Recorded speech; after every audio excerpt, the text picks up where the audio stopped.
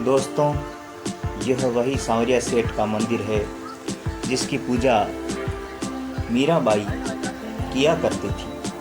श्री कृष्ण के गिरधर गोपाल से जुड़ा हुआ यह मंदिर बहुत ही भव्य और दिव्य राजस्थान के चित्तौड़गढ़ जिले के मंडफिया गांव में स्थित भगवान श्री कृष्ण को समर्पित 15वीं शताब्दी का यह मंदिर बहुत ही अलौकिक और दिव्य और अपने आप में भव्य, बहुत ही सुनहरा मंदिर।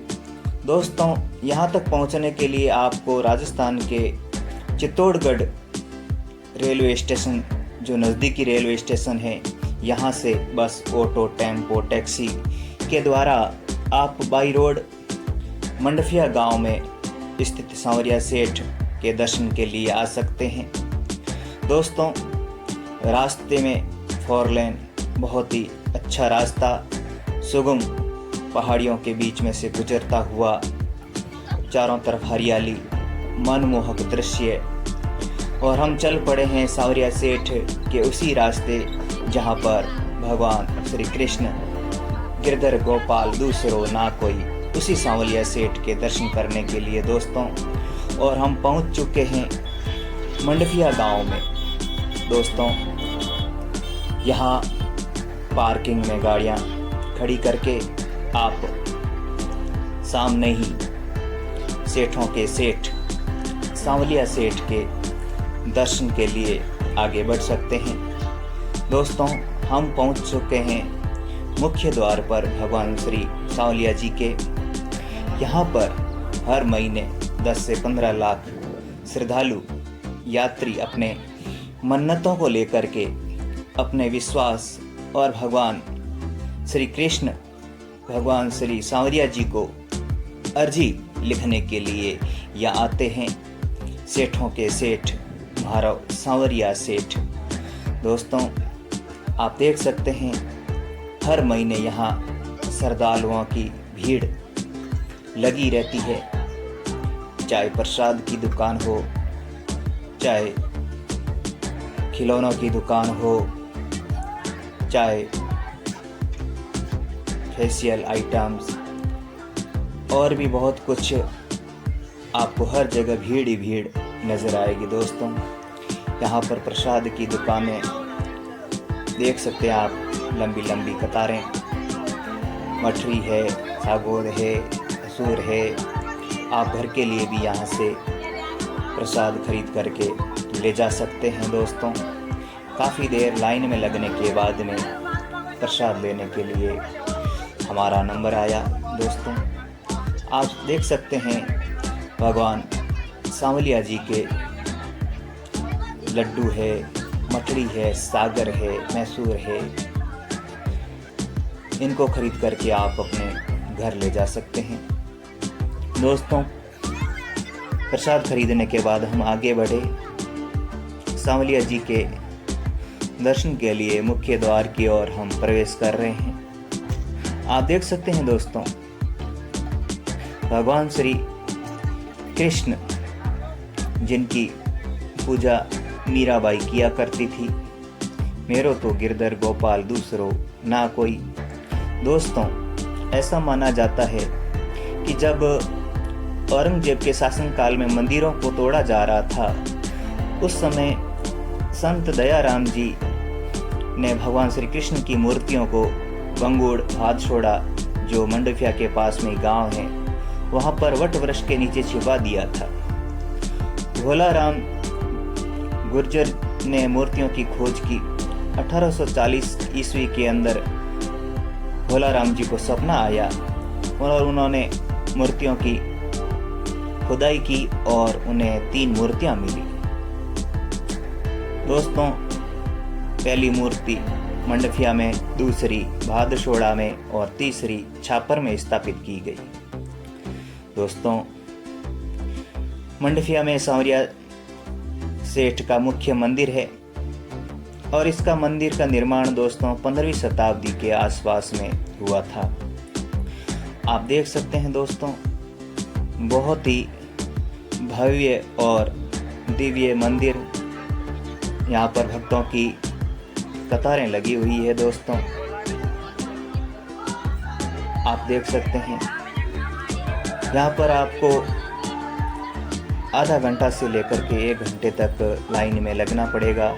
उसके बाद भगवान सांवरिया सेठ के आपको दिव्य दर्शन, और ऐसा लगता है कि भगवान सांवरिया जी के दर्शन करने के मात्र से ही आपके सभी पापों का विनाश और अपने आप को गौरवान्वित महसूस करेंगे सांवरिया सेठ की दिव्य मूर्ति के दर्शन। दोस्तों, बहुत भीड़ रहती है, आपको थोड़ी देर के लिए ही यहाँ दर्शन करने के लिए खड़ा किया जाएगा, फिर आगे बढ़ते रहो। दोस्तों, यहाँ चाहे किसी भी महीने में आओ, सर्दी हो, गर्मी हो, बरसात हो, यहाँ हर समय श्रद्धालुओं की भीड़ लगी रहती है। दोस्तों, अभी बरसात का मौसम था जिस समय हम गए थे भगवान सांवरिया जी के। वैसे माना जाता है कि अक्टूबर से लेकर के मार्च महीने तक अच्छा समय माना जाता है। दोस्तों, आप ये अच्छे समय का चयन करके यहाँ पहुँचें जिससे आपको कोई दिक्कत नहीं हो। दोस्तों, यहाँ पर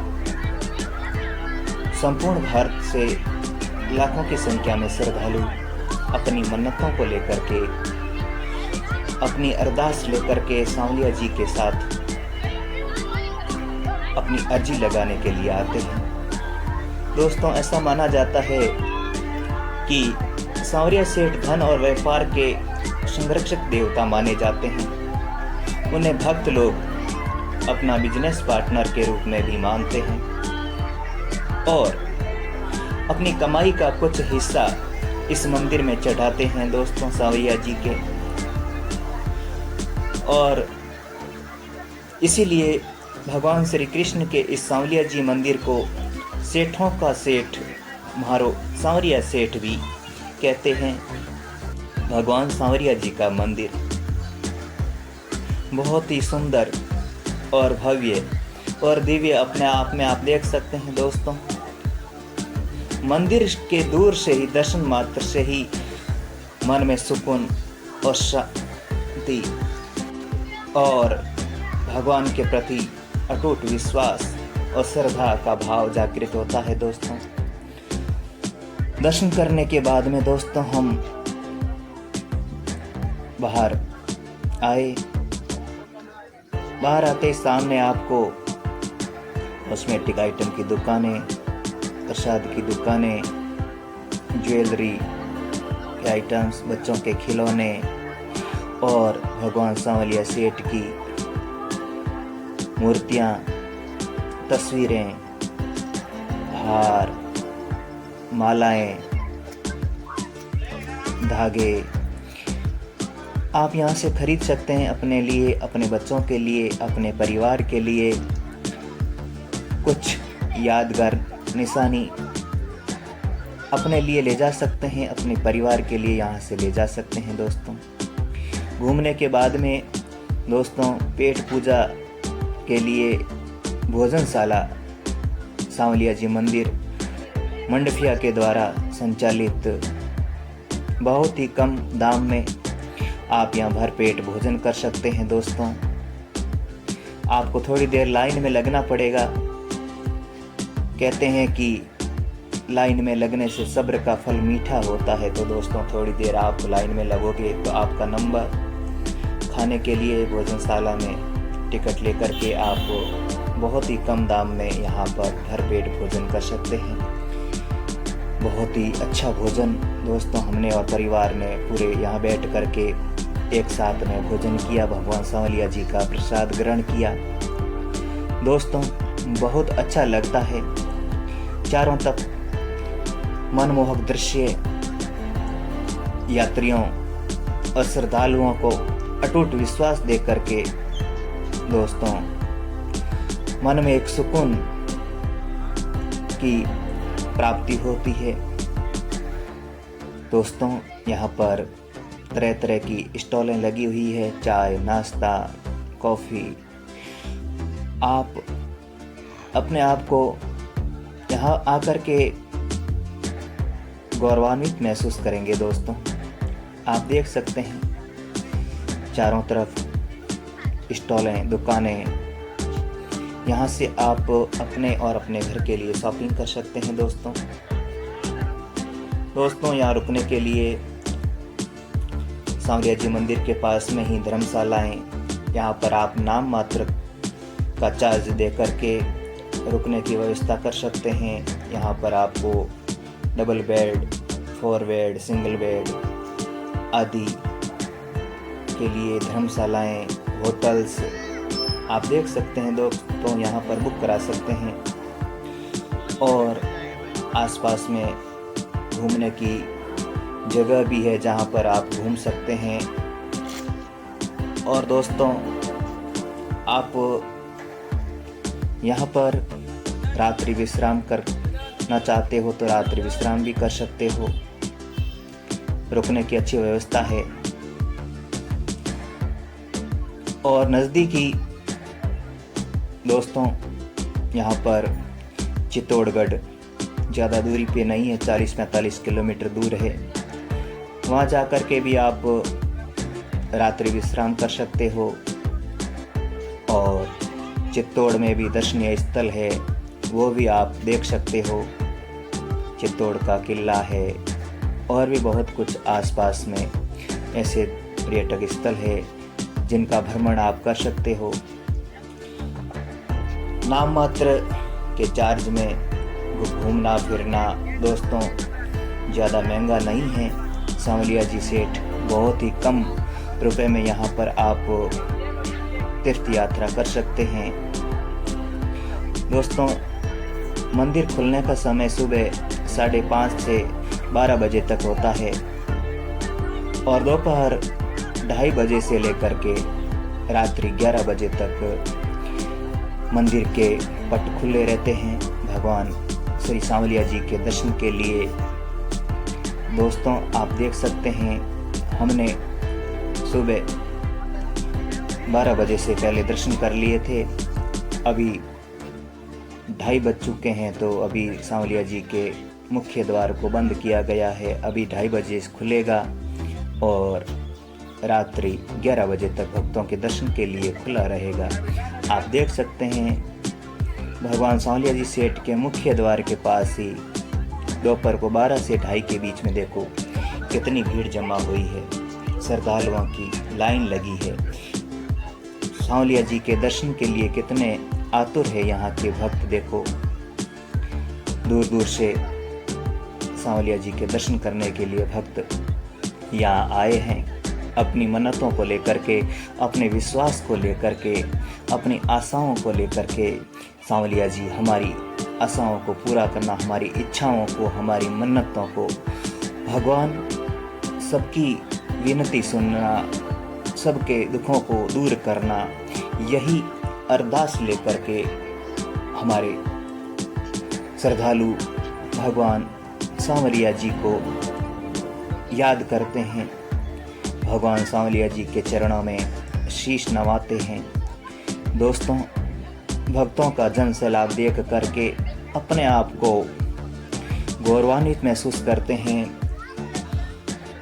सांवलिया जी आप और हम सब की मनोकामना पूर्ण करे, ऐसा अटूट विश्वास और भगवान के प्रति श्रद्धा का भाव हम सभी के मन में बना रहे।